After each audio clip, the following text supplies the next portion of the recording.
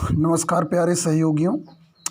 आज हम book rework के बारे में चर्चा करेंगे, जिसे लिखा है डेविड हेनिमियर ने।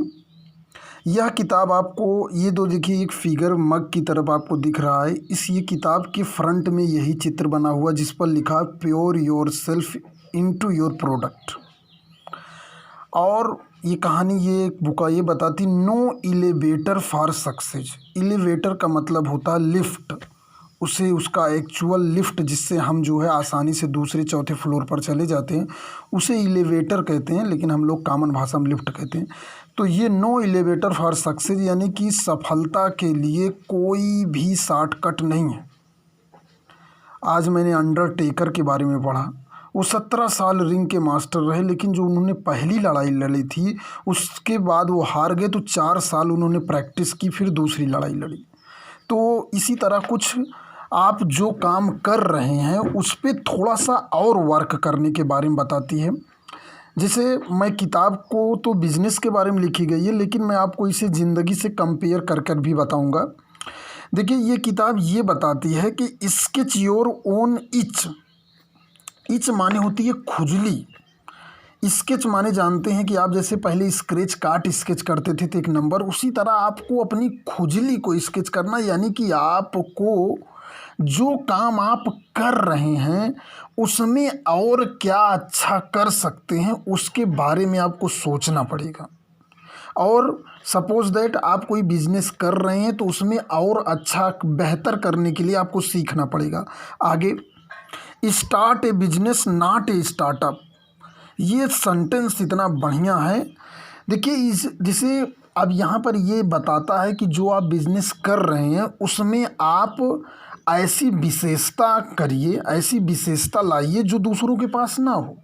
जैसे हम क्या करते हैं, हमें कोई एक होटल खोलना सपोज दैट, तो हम मकान किराए पर लेंगे, उसके बाद फर्नीचर बनवाएंगे, उसके बाद उस पर कर्मचारी रखेंगे, यानी कि ये सारे पैसे हम उन चीज़ों दिखावों पे खर्चा करते हैं, लेकिन कस्टमर को केवल प्रोडक्ट से मतलब है।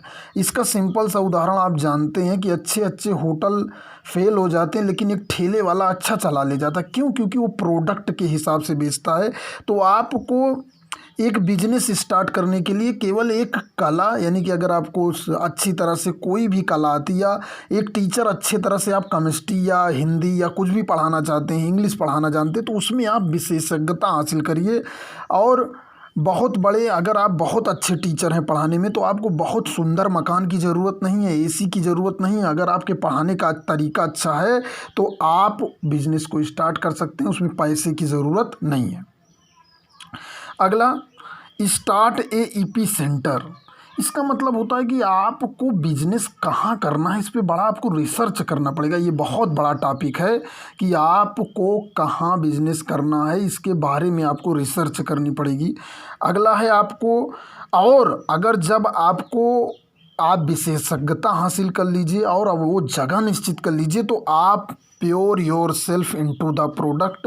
जो आपकी कला है, जो आपकी विशेषता है, जो आपका प्रोडक्ट है, उस पर आप 24 घंटा सोचिए और अपना पूरा का पूरा उसमें लगा दीजिए। आइए ज़िंदगी से इसकी तुलना करते हैं।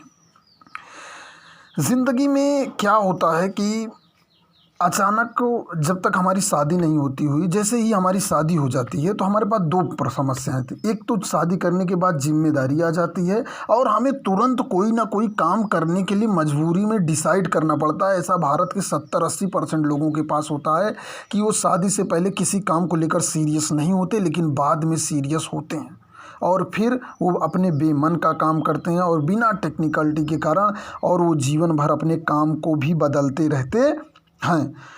और मैं इस किताब का एक सारांश और है कि आपको पैसे का कंट्रोल आपके हाथ में होना चाहिए, दूसरों अर्थात बैंक के हाथ में नहीं होना चाहिए। ये उसी बात का सारांश है कि जब आप स्टार्टअप में पैसा फर्नीचर में लगाएंगे, कंपनी में लगाएंगे, या एम्प्लॉय हायर करने में लगाएंगे, ये कस्टमर से नहीं मतलब कि कितने एम्प्लॉय काम कर रहे हैं, कितना अच्छा होटल है। हर होटल या कोई भी काम हो वो प्रोडक्ट पे बिकता है। तो उसी तरह आपको इतना अच्छा मैनेज करना है कि आपका जो है पैसा आपके कंट्रोल में होना। अगर आपने लोन ले लिया तो कंट्रोलिंग बैंक के हाथ में, आपको मिनिमम खर्चे में मैक्सिमम लेबर करके अपना सर्वश्रेष्ठ देना है। यही किताब का जो है सारांश है। धन्यवाद।